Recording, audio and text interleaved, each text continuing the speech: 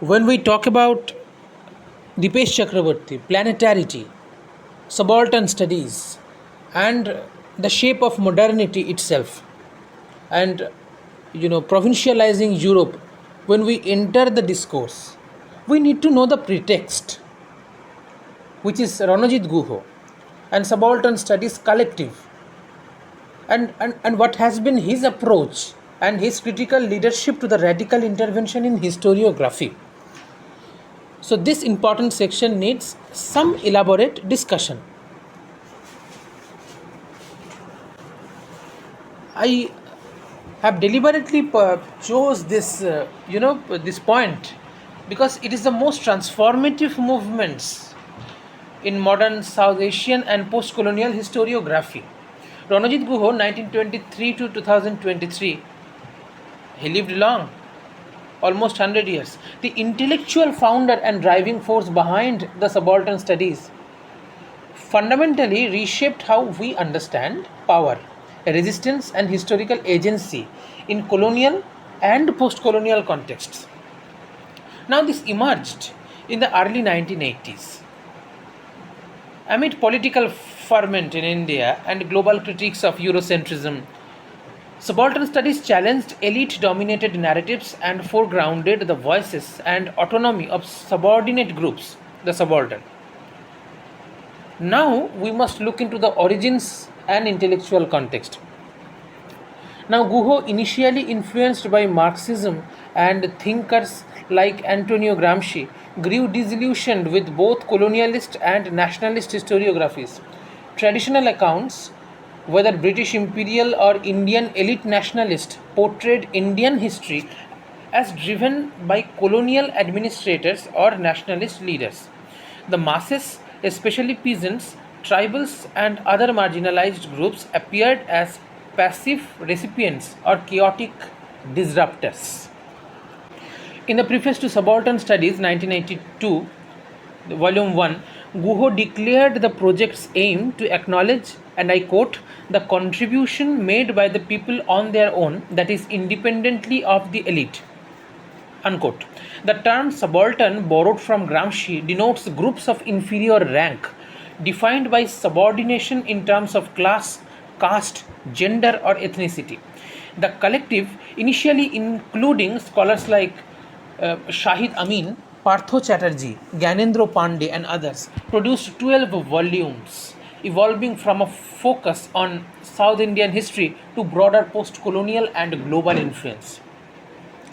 Now, what are the core contributions and key works? Now, Ranajit Guha's seminal text, Elementary Aspects of Peasant Insurgency in Colonial India 1983, any serious scholar, I will first recommend that you must go through this text. It is uncompromisable, remains a cornerstone. Analyzing rebellions from 1783 to 1900, Guho identified common elementary structures in peasant revolts. He argued that those were not spontaneous pre-political outbursts, as colonial officials and some historians claimed, but politically conscious acts with their own logic, grammar, and morality. Key elements include negation. Point number 1. Rebels inverted the existing order, attacking symbols of authority, redistributing resources, and asserting alternative moral economies. Number 2, rebel consciousness, a contradictory mix of inherited cultural elements and radical transformation, analyzed through semiotics, linguistics, and archival readings against the grain. Number 3, autonomy. Subaltern politics operated in a distinct domain, not merely derivative of elite nationalism or colonial structures. Now, in his book Dominance Without Hegemony, 1997, Guho extended his critique. Colonial rule in India relied on dominance, coercion, and superiority rather than true hegemony. Ideological consent, as in Gramsci's Western model. Nationalist elites often replicated this structure, leading to a historiography that erased subaltern agency. Guho called for recovering the small voice of history, that is very important. Methodological innovation. Subaltern studies pioneered, number 1, reading colonial archives against the grain to recover subaltern voices. often mediated and distorted. Number 2, critique of historicism and teleological narratives of progress or capitalism. Number 3, emphasis on the political nature of everyday resistance and insurgent movements. Number 4, dialogue with post colonial theory, influencing thinkers like Gayatri Spivak, Can the Subaltern Speak, and Dipesh Chakrabarty, who built on it with provincializing Europe.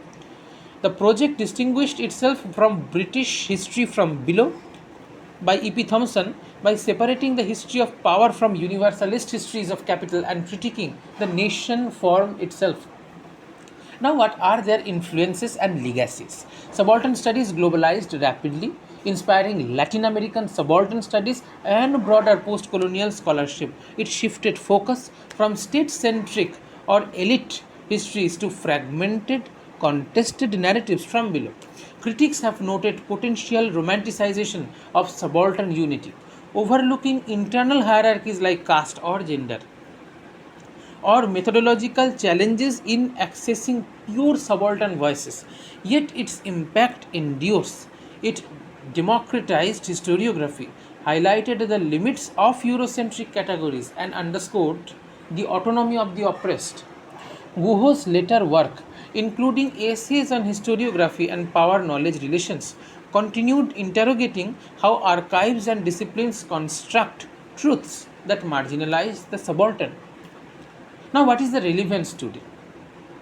No doubt, a massive project, but for advanced scholars and researchers, what Guho and subaltern studies can offer, they can offer vital tools for analyzing contemporary issues. For example, farmer protests very recently happened in Tamil Nadu, and also caste and gender struggles. In the context of South Asia, India, of course, indigenous rights and global inequalities. They remind us that dominant narratives, whether neoliberal globalization or majoritarian nationalism, often obscure subaltern agency. Methodologically, they encourage creative, critical engagement with source and a commitment to recovering silenced histories without romantic idealization. In sum, Ranajit Guha transformed Indian historiography from an elite enterprise into a project of radical democratic inquiry. Subaltern studies teaches that history is not merely what elites make, but what the subordinated contest, endure, and reshape on their own terms. As you go deep into this literature, you can consider that whose voices remain subaltern in a specific field, and how might we recover their elementary aspects of resistance. That's why subaltern investigation draws on primary contributions,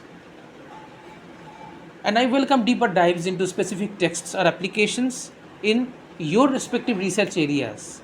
Thank you.